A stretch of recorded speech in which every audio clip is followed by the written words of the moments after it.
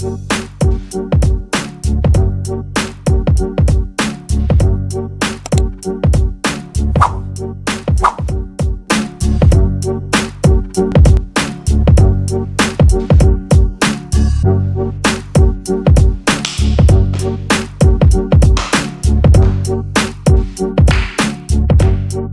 back again. This is Dwayne Moore with Dads and Daughters. Dads and Daughters Talk Podcast. We're here with another episode. We got a great guest tonight, y'all. We have a viral sensation. We're trying to find some of the best dads. All girl dads are great. We're trying to find the most interesting dads with stories, talk about their daughters, talk about their lives. Today we have a viral sensation. Y'all have seen them all throughout the city. Pops up everywhere. You've seen them on TV One. You've seen them on the Food Network. You've seen them on probably Fox 5, all the different shows. If you have social media, if you have TV, you've seen this guy pop up and feed the entire city. Today I have a very special guest for y'all, Chef Anthony. Thank you for coming out. Hey, absolutely, man. I appreciate you for having me. Appreciate you for coming, man. All day. And of course, I have my co-host, Kevin Ladd, is always here with me this evening. And we're just gonna jump into it, Chef. Yep. I got like a major question. Just, I've seen you everywhere. I've watched you on the internet. Again, I appreciate you coming and doing the show. I guess like the first question everyone wants to know is like, how did you get into food? Yeah, honestly, I started out when I was 19 years old. I had a rare brain deformity called an anterior venous malformation. I was attending Bowie State, BSU? Yeah, BSU. I was in my second year, and one morning I didn't wake up. When I didn't wake up that morning, I got rushed to PG Hospital, the old PG Hospital. Okay. Not the new one. And when I got rushed there, they said, we don't know what's wrong with him. So they took me to GW Hospital, George Washington Hospital, and they said, they ran some tests. They said, we see a rare bleeding on the brain. With this bleeding on the brain, it all tied back to me when I was younger, when I used to have these migraines, these headaches. I didn't like to be in well-lit rooms. And they said, we can do one of two things right now. We can either set up a date where we can correct this, or we could just send you home. What do you think I chose to do? You went home. Nah, no. I went home. I said, because I got a crazy story where my lung collapsed and I blew a hole in my lung. I was on the basketball court, had a spontaneous pneumothorax. Yeah. Doctor said, you need surgery. I asked him if I can come back. Mm-hmm. So that's why I said that. I was a little, that was a little different. I was a little touched in the brain too. But go ahead, I'm sorry. No, because hold on. That's so interesting to me. I don't know if you want to cut that out, but no, what happened after that? So they end up, so it's kind of like you see in the movies where the lung collapse, the air inside is kind of like suffocating you. They gave me like 2 hours to live because in the movies, you'll see they'll poke a hole right here or something like that. They out military movies. Mm-hmm. But they put a chest tube, they relieve all the pressure. They cut a piece of the lung off, staple the rest, and it opens back up, and you go on with life. But after that, my basketball career was over. So when the lung collapses, do they bring it back up? Like, I don't know. Only when they put the chest tube in to relieve the pressure. So it's funny now, but at the time it wasn't. Like on the movie Harlem Nights, when they put him in the safe, and he was like, so I had to sit, I can only breathe like the whole time. So if you see it in the movies, it's real. Right. So like the pain in your chest and all throughout, they have to put a chest tube in, or you see a lot of guys, you see they'll get shot and they see they die from a collapsed lung. That's what happens. Right. Got you. Yeah. Wow. No. And you here for a reason, because God. Yep. Yeah, absolutely. But continue. I ain't mean to cut you off. Continue with, because I've never heard of the thing you said you had with the brain. So for short, it's an AVM. They ran CAT scans. They figured out what it was. I didn't choose to leave because I said, I cannot be a walking time bomb and at any point in time make a hemorrhage and you could pass out. So I said, let's set up a date. Let's get it done. A week later, I go in for surgery. It's supposed to be 8 hours, ended up being 13 hours. Came out, had to learn how to walk and talk all over again. But ultimately, about a week later, I got released from the hospital. And the craziest story is this. I got friends who have had this same surgery since then, 2 friends. Really? And they got the surgery on a Thursday and they was out by Friday because they don't open your head no more. Okay. Like I got a whole scar on my head, but now they go through a main artery in your leg, go up, correct it, boom, close your leg back up, it's done. Wow. In and out surgery. But it ultimately changed the way I looked at food because food is what triggered me to even know what was going on.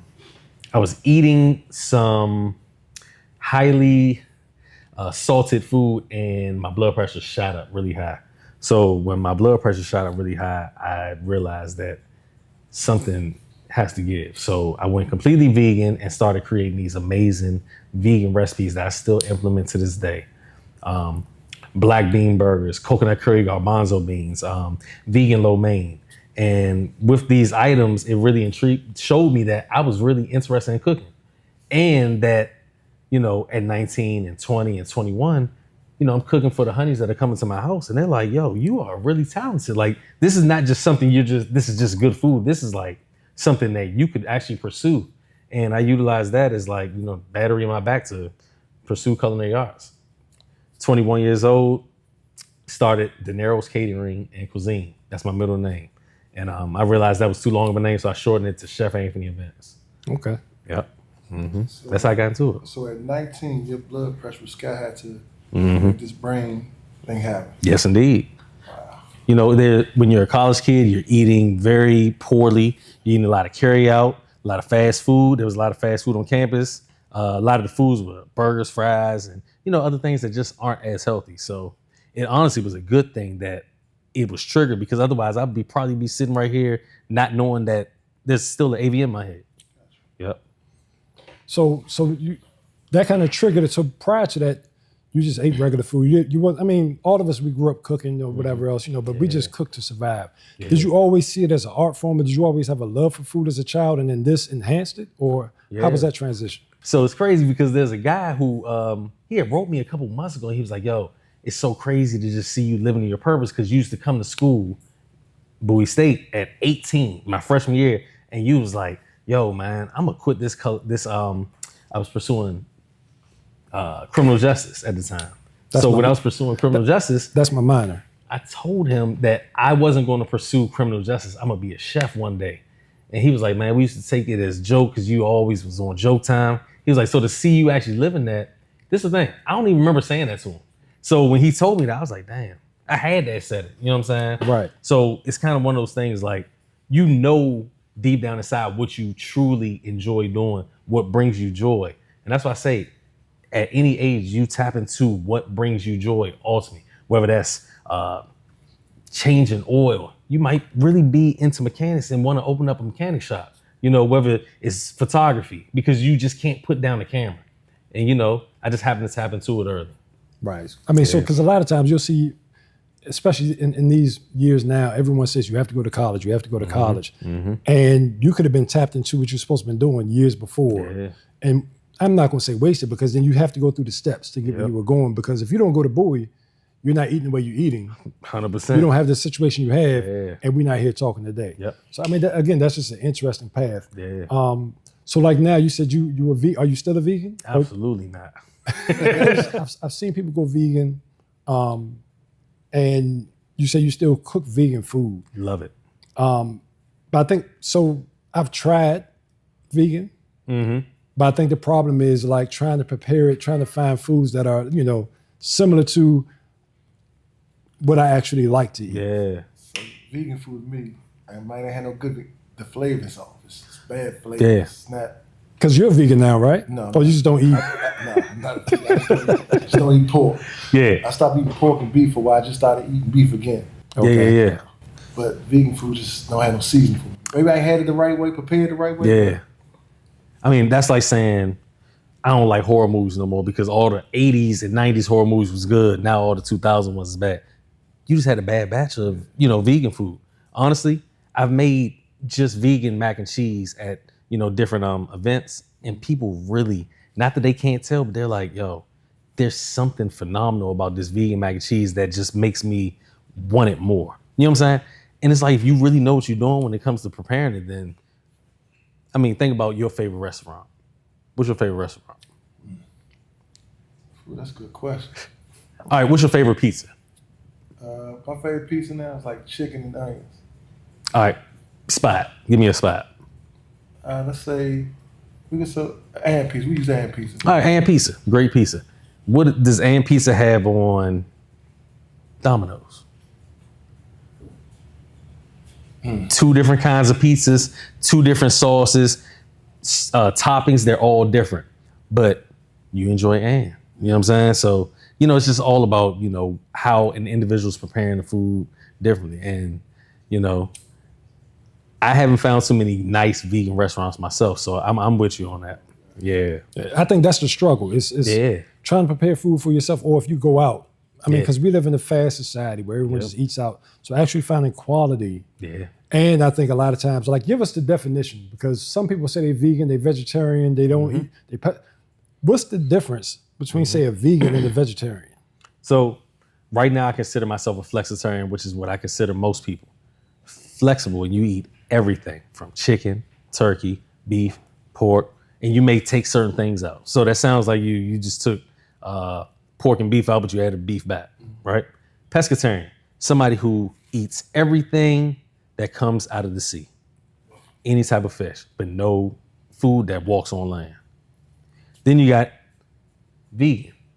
No, they don't eat anything that comes from anything that walks the earth, flies the earth, or comes out the sea. So that's no dairy, no fish, no turkey, no beef, no lamb, no horse, no bear, whatever's walking this earth. So I can't do it. My folks from the country, I can't do it. I can't either. Yeah. Being a vegan really taught me discipline, but there's so many benefits to it that a lot of people don't really talk about. Right. Your skin starts to glow. You sleep better at night. You wake up energized. You lose weight at a rapid pace. I can't In afford, a good way. I can't afford that. Yeah. I went from 220 to about like 180 in like months just from taking meat out my diet. Yeah. I mean, I understand you'd be healthier, but you know. Yeah. So tell us about some of the adventures, as far as, like I said, name some of the TV shows you've been on, the different cooking contests. Give us an insight on that world. I mean, because like, again, we both play sports and things, and I don't want to say that some of the shows are set up on how they do it, but we all know this is entertainment. Yeah. So give us a list of some of the shows you've been on, some of your favorite shows, and how the experience was. Reality TV shows that I've been on, it's very, very staged, but in a good way though. You know what I'm saying? Like, they'll say, crack that smile one more time. Smile a little bit harder. Perfect. You know what I'm saying? Like, it's staged in that sense, but you literally are in your natural state. Or they'll say, all right, walk from behind that door, go. You know what I'm saying? Right. So in that sense, stage. But, you know, outside of it, like, everything is happening in real time. Like, you can't change people's emotions. Right. Food Network, one of the most dopest experience I've ever had, because I was able to be around, you know, some of the culinary heroes who I look up to. And, you know, when they say you got an hour, you literally got an hour to prepare. Now let me ask you that, because I saw where they said, okay, you're cooking the food, and I see you got an hour. Of course, we see the commercials and everything, but tell me if this is true. I saw where they said the food was already served earlier hot, because they've cooked it and it's sitting in front of them waiting and everything else. So when they eat it, it's actually the cold sample. Oh no, it's of it. cold. It's super cold. But they've already eaten a hot sample earlier to know how to judge it. Or is that just certain shows? Not the one I was on, because once it was prepared, then it was like, all right, guys, now we need you guys to sit it up on the table. All right, so you move too slow. Everybody has to sit down on the table together. Boom.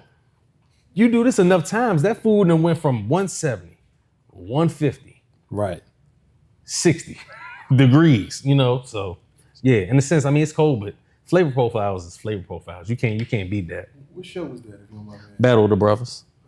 Yeah, it came out in 2021. It's on Paramount right now. So So then, so you've done, you know, say reality TV, the Food Network shows, and all that type stuff. And again, I've seen you pop up all over the city. Yeah. What's giving you the idea or just the energy to say, I'm going to do something different and basically create my own show? You know, honestly, I study competition. So I look at Chef Number 1 through Chef 100, and I'm like, okay, they're following every single trend out here. So I'm gonna go all the way left. So, you know, I still make the same cooking videos in my kitchen. Let me show you guys how to make mac and cheese. Let me show you guys how to make oxtail. But if I take that same cooking video outside with a portable stovetop, I've now created something slightly different. Right. Now, if I put a monument behind me, now you're like, hold on, you ain't supposed to be cooking at the monument? Right. All right, now you take another component. where individuals are walking by and I'm talking to them. So now this becomes a reality outdoor cooking video. So it's 3 different components. It's a beautiful sunny day. I may put on a nice outfit, maybe a shirt that has an artist on the front. So now people are looking at those 4 components. Then you see somebody walk by who's like, hey man, let me try that. And I'm like, here, go ahead. So now, cameraman, don't stop rolling. Get his natural reaction because I don't want no disingenuous reactions. I want, if you don't like it, let me know. Right. If you don't like the oyster, spit it out. You know what I'm saying? Because that's real, that's reality TV to me. You know what I'm saying? Right. So I really wanted to create a space where individuals could learn how to cook. They could see me cooking outdoors, and you could possibly stumble across me outdoors and don't be afraid to say nothing to me. Yeah. Yeah, I don't bite. So do you offer stuff like the cooking lessons and things like that, or just? I mean, because I looked at the website, I went through some different things. How do people get in contact with you for that? Like, what's your website? Like, everybody know again, because we're going to talk about your daughters and all, but like, I want everybody to know who you are. Yeah, you just go to my website. You can book. First of all, you can buy a book. You got 13 of them. You definitely been on reality TV. I got 13 books on Amazon. You go to the site, you can book a children's cooking lesson. You could book a adult's cooking lesson. But I think the best of all, if you're getting married, you can book that. Baby shower, holiday party, repast, any event that involves food, I got you. So go to my Instagram, recipe videos. Tell them the Instagram. Tell them all the names and all the hats. It's Chef Anthony DC on all platforms. Twitter, TikTok, Instagram. Anytime you're looking for a recipe, just go to Google and type in Chef Anthony Thomas turkey wings, Chef Anthony Thomas mac and cheese, Chef Anthony Thomas vegan mac and cheese. You're going to get a recipe. I done so many recipes over the last 17 years, bro. And after the day, you're going to go Chef Anthony Thomas, Dads and Daughters Talk on YouTube. See, I'm learning the reality TV. Yeah. So it's the hands. You get a little wink? There you go. So now your creativity's gone beyond food. You're just thinking of different avenues on how to get people to experience the joy that you have for food. 100%. So how's that joy spread to your daughters? Yep. I mean, because you have 2, correct? I got a 10-year-old and a 4-year-old. Okay. When the first one, when she first started eating natural food or real food, table food, it was avocado. Then it was butternut squash. And I'm like, I could feed her this. And plus, I didn't have that much money back then. When she first was born in 2015, I mean, we were struggling. So I'm trying to just figure out different things that I can make. Regular potatoes, different soft foods. Right. And then implement, chicken thighs and, how to puree it with a Ninja Bullet, and introducing that to her really helped because her palate is so extensive. Like to this day, oxtail, lamb chop. Saturday morning, she wants French toast. Like she doesn't just eat chicken fingers and French fries like a lot of people say their kids eat. So yeah. I mean, kids eat different these days. It's always a joke I see online where we grew up. You say at a cookout, you was allowed to eat hamburgers and hot dogs. You wasn't allowed to get the chicken, steak, and fish. Or the fish. But these days, they getting seafood bowls. They're like 10 years old. What you know about sushi? Yeah. At 10, I didn't even haven't heard of sushi. Yep. I mean, it was a long time ago, but. So you said, I'm sorry, go ahead. Question for you. Yep. Do you have an age set for your kids? Do you have an age set where she can have boys call her phone? What type of age she could date? Stuff like you had. Most men have the age set and she can't go out till she's 18 or she can't do this. You had that set already? In my mind, I'm already preparing for it because she's 10. I'm gonna say she was talking on the phone about 14. Okay. I think 14 is safe. You go out on a date, like to the mall, I'm gonna say like 16. But I'm still gonna be at the mall with her. Just in case she called and, yo, this dude tripped out. Nah, I'm right here. Yeah, I ain't too far. So that's that's the whole reasons why we're doing dads, right? So beyond the podcast, all the fathers get together, we share little tips, we share our experiences. Even with that, we joked that my daughter was little, I've always took on daddy-daughter dates. Yeah. Right? So the funny story on one of them was she's always carried a little purse and I always told her that if I ask you out, that means I have to take care of the date. Because I asked you to come, I asked for your time and your space. 100%. However, you will take money with you just in case the little guy trips out. You can get away, right? So she might have been like 10, and it was a daddy-daughter dance at school, and she's always had money and everything else. I told this in one of the early episodes. So we're at the dance, her and the little friends are running around, and all of a sudden she comes up to me and says, Daddy, I want something to drink. I said, but you got money. She shot back and said, you asked me out. You need to buy me a soda. And She's technically not wrong though. when she first said it, I was like, who you talking? But you're listening. Yeah. So even like now, I still tell my daughter's 21, young guy takes you out. Again, if you're out, one, I want you to drive by yourself. He can meet you somewhere. But again, the little young guy takes you out. But just so you can be able to take, nowadays Ubers, whatever, they have money on the phone. But but like Kevin's saying, so like 16, 18, the different things is what dads is doing to prepare or just, compare our stories and prepare each other for what we're going through as dads. I like that, man. I mean, so what was, I tell everybody the difference in raising a boy and a girl. So like, what's been your most special moment? Because the two girls had two different personalities, right? What's the special moment that you've had with each that just sticks out to you? Like I just told my daughter with the soda, what's something that sticks out to you with each? Honestly, being able to create these same cooking videos in the house with them, like where you get to see their personality on TV. Yeah. Well, I'm looking at myself right here and, seeing that they both enjoy, what was that last dish? It was a big sub, but like a chopped Italian sub. And seeing my youngest, who had never had that type of sub before, enjoy that and ask for extra pickles. And I'm just like, dang, I like extra pickles. You know what I'm saying? But my other daughter doesn't, I like pepperoncinis, but my other daughter did like it. But you know what I'm saying? Like just seeing how their flavor profiles actually, adjust as they get older, But the other day, I tell you this, I took them to the mall, Tyson's. It's a brand new store. Kurt Geiger just opened in Tyson's Corner. And all their bags are the same price, $88 to $98 online. And I bought each one of them, malls, we probably got like 5 or 6 each. So get to the mall and they're like, oh, we make custom bags in here. So you could pick out the front, the back, the charm, the strap and other little pieces. I'm like, yeah, just get what you want. It's gonna be $88, $99. Oh, nah, that price was different. It was $400. Yeah, you going off the base price. So the lady in there, she was like, yo, I just love your videos, this and that. So then when I was like, so what's the price?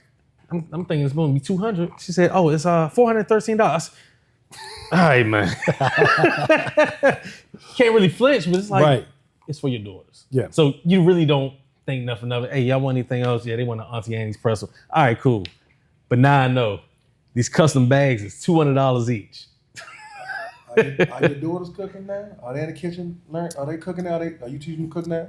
The 10-year-old, she go in there, she make her own scrambled eggs, pancakes, know how to make the pancake mix. What else? She knows how to make baked chicken. Season it up, put the oven on 375, put it on the top right. Yeah, she pays attention. Yeah, and I love that. So everything with you is from scratch. Because I heard you say pancake batter. I'm like, is she just doing the Aunt Mama or whatever the political correct name is now for it? So Pamela's got the best pancake batter. So. Who's that? Pamela's. I'm about to look little baby blue pot, man. Yeah? Pamela's, yeah. So the older one has the love for it right now. Yeah. And the younger one has an appreciation. Okay. I know it's gonna be there though, because she likes to sit in the kitchen with me and identify everything. That's an onion. That's a garlic. That's a bell pepper. So that's salad, so. And with their palate now, so going out to eat, do you cook more at home? Or absolutely. Just going out, do you find it hard to get good quality food while you're out? So I research restaurants before I go. I can go to a restaurant's menu, look at the photos, and I can say, this ain't the restaurant for me. Like food-wise. Right. I eat with my eyes, so if the presentation's off, I'm not eating there. But I can also look at the actual menu and I can tell whether that's a restaurant that I'm going to go to or not. Yeah. And so I'm not really disappointed too often. Yeah. So being a chef, give me 3 of your top restaurants in the area that you eat in. Give me an area, I'll tell you. We can go downtown, we can go just in the DMV. Hey, that's too wide. Give me pause. Give me another area. Whoa. give me another. Give me a shrink the demographic. You want DC? You want Maryland? You want Virginia? Let's go Maryland. Maryland. Ooh, this is gonna be tough. About to get you in trouble. Number one in Maryland, sad enough. I mean, I hate to say it, it's a staple, Grace's. Okay. Number two, Maryland, the Ruxton. Number three,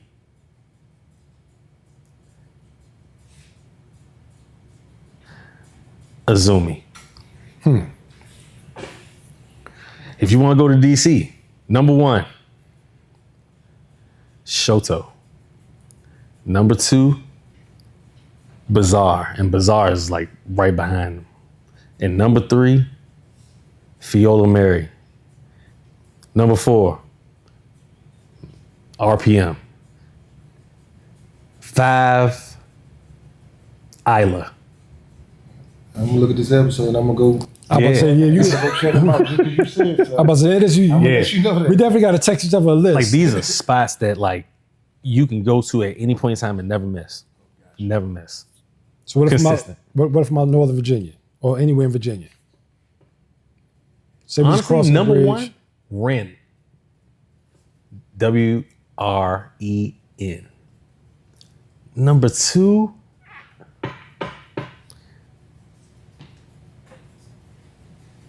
Rupavera. Okay. If you're into Indian cuisine, you will definitely appreciate My it. wife loves it, so I definitely got to take her there. 3, Virginia. Let me hold off on that one because Northern Virginia is a tough one, man. Yeah. Yeah, it's kind of like New York. It's like you get so many different cultures under one umbrella. It's hard to choose. All right. So now I see you do a lot of, public speaking. Mm-hmm. What's your message to other dads out there with daughters that may be going through any situation? I've seen you just speak on different things. Like, what's something that you key in on? Like, for me, the reason I started this was because, the relationship with a daughter has its ups and downs, right? And it didn't come with a manual. So I said, let's start dads so we can try to teach each other. What's one message if someone just had a daughter, like my nephew just had a daughter 2 months ago, and we had a Father's Day brunch yesterday, and I gave him a journal. 'Cause before my mom passed, she always told me to make memories, right? So my message to every girl dad is just make memories, because whether the way I'm thinking about her when she was 1 year old, my daughter's now 21, she can read back how I thought about her or a situation, because again, we get older, we forget, and it's a memory. What's something you would tell a new dad to think about? Honestly, that's a really, really good question. Honestly, I would tell any brand new dad, love your daughter the way you would want a man to love her. Treat her how you would want any man to treat her. And you said something very interesting. You said create memories, because one thing about it, when you spend that time versus spending money, they remember those things. Right. Like, my daughter always says, we drove past here. I remember that day when we was going here, da da da. Like, and she really remembers that. Or she'll say, can you take me back to that store? Da da da. And I'm just thinking to myself, she's Target. You know what I'm saying? Like, but like they really appreciate those small Target store, Walmart runs, like anything like that. So, spending time is way more important than spending money. It definitely means But doing something both, to them. you win. It means something to them. Look, man, we could talk all day. Yeah. We definitely got to come back and do another episode with you. Dive into some more things, dive into some more food, maybe even set up a station and we do a cooking lesson with dads and bring the girls 100%. in, bring our daughters in, we all cook together. That'd be dope. I'm man. with it. I appreciate you coming out again, man. Thanks, bro, for having me. Again, we're going to do a part 2 to this. We have to. My guy. Appreciate y'all. Again, y'all, we have Chef Anthony. He gave you all the at Chef Anthony on every platform. Make sure you go to YouTube, like and subscribe to Dads and Daughters Talk, and we see you all in the next episode. Thank you guys for tuning in to Dads and Daughter Talk podcast, episode 4. We want to thank Chef Anthony for coming out, drop some gems about cooking, and just being a dad. Just want to say I appreciate him and thanks, and check him out when you get a chance.